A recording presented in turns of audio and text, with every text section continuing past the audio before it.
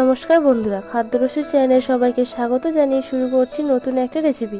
আজকে আমি আপনাদের এঁচোড়ের কালিয়া তৈরি করে দেখাবো।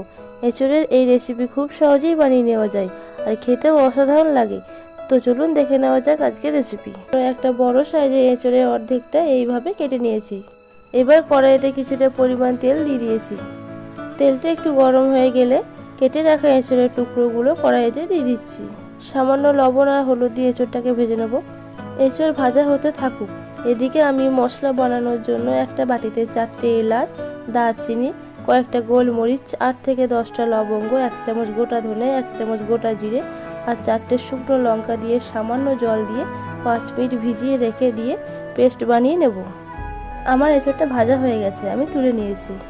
এরপরে ওই তেলের মধ্যে আগে থেকে কেটে রাখা আলুর টুকরো দিয়ে দিচ্ছি। একটু নাড়াচাড়া করে সামান্য লবণ আর হলুদ দিয়ে আমি আলুটাকেও ভেজে নেব।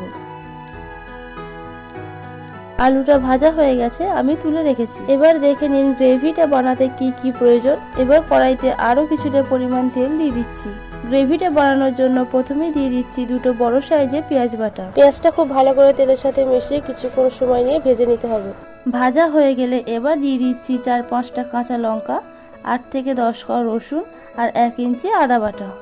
আদা রসুনের কাঁচা গন্ধটা চলে গেলে এবার মশলার পেস্টটা দিয়ে দিচ্ছি। এবার সবগুলোকে ভালো করে মিশিয়ে নিয়ে কিছুক্ষণ সময় নিয়ে কষিয়ে নেব। তো দেখুন বন্ধুরা, মশলার তেল ছেড়ে দিয়েছে। এবার এর সাথে সামান্য লবণ, 1 চামচ হলুদ গুঁড়ো, 1 চামচ কাশ্মীরি লঙ্কা গুঁড়ো দিয়ে দিচ্ছি। নাড়াচাড়া করে মিশিয়ে নিয়ে মশলা ধোয়া জল দিয়ে খুব ভালো করে কষিয়ে নিতে হবে। কষানো হয়ে গেছে, এবার দিয়ে দিচ্ছি একটা টমেটো, যেটা আমি ভালো করে পেস্ট করে রেখেছিলাম। টমেটো সমেত মশলাটা আবারও ভালো করে কষিয়ে নিয়ে এর সাথে যোগ করে দিচ্ছি কিছুটা পরিমাণ টক দই। এবার সবগুলোকে নাড়াচাড়া করে কষিয়ে নিতে হবে। সামান্য জল দিয়ে মশলাটা কষিয়ে নিয়েছি। এবার কষানো মশলার মধ্যে ভেজে রাখা এঁচোড়গুলো দিয়ে দিচ্ছি।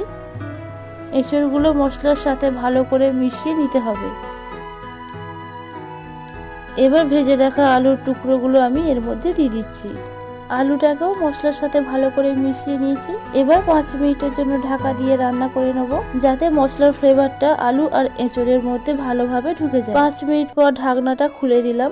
সামান্য নাড়াচাড়া করে এর মধ্যে জল দিয়ে দেব। যেহেতু রান্নাটা মাখো মাখো হবে, তাই বেশি জল দেওয়ার প্রয়োজন নেই। জল দিয়ে ফুটে গেলে স্বাদ মতো লবণ দিয়ে দিচ্ছি। আবারও 10 মিনিটের জন্য ঢাকা দিয়ে রান্না করে নেব।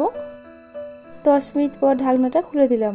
বন্ধুরা, দেখতেই পাচ্ছেন তেল ছেড়ে দিয়েছে, কত সুন্দর দেখতে লাগছে। সব শেষে 1 চামচ ঘি দিয়ে মিশিয়ে দিলেই দুর্দান্ত স্বাদের এঁচোড়ের কালিয়া রেডি হয়ে যাবে। তো বন্ধুরা, ভিডিওটি ভালো লাগলে অবশ্যই সাবস্ক্রাইব করে দেবেন।